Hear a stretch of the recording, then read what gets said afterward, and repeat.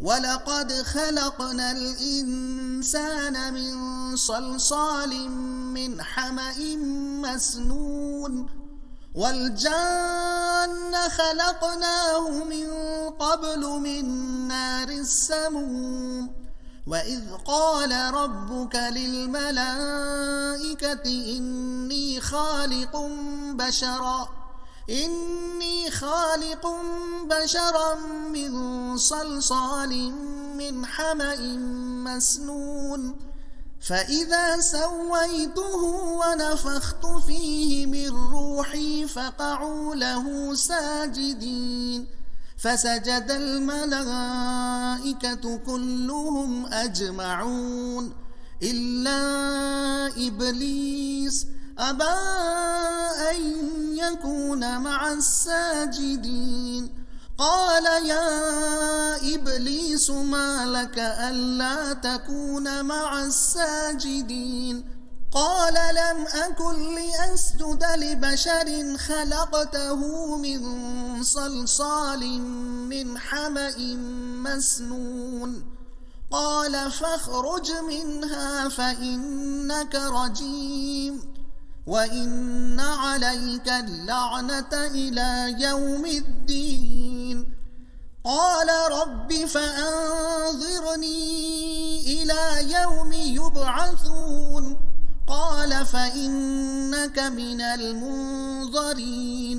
إِلَىٰ يَوْمِ الْوَقْتِ الْمَعْلُومِ قَالَ رَبِّ بِمَا أَغْوَيْتَنِي لَأُزَيِّنَنَّ لَهُمْ فِي الْأَرْضِ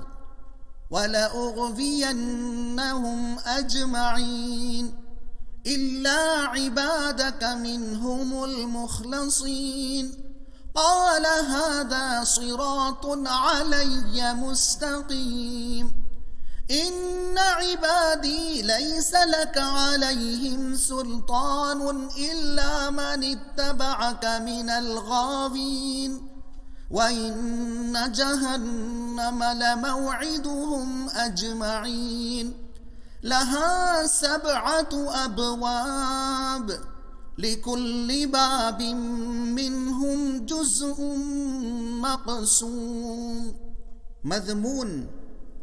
انسان کو مسجود ملائک بنایا گیا ہے،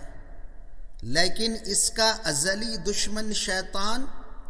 اس کو پستی کی طرف لے جانا چاہتا ہے۔ مطلب ہم نے انسان کو سڑی ہوئی مٹی کے گارے سے بنا کر اس کے اندر اپنی روح سے کچھ پھونک دیا اور اس کو اپنا خلیفہ بنایا،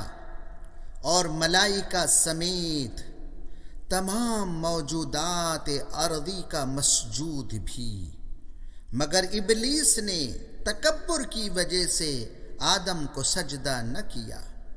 تو ہم نے قیامت تک اس کو مردود بنا دیا۔ یہی ابلیس ہے جو اپنی ازلی دشمن کی بنا پر انسانوں کو دنیا کی دل فریبیاں دکھا کر اپنے پھندے میں پھانسنے کی کوشش کرتا رہتا ہے، تاکہ انسان اللہ کی بندگی کی راہ سے جو نجات کی راہ ہے ہٹ کر جہنم میں داخل ہو جائے۔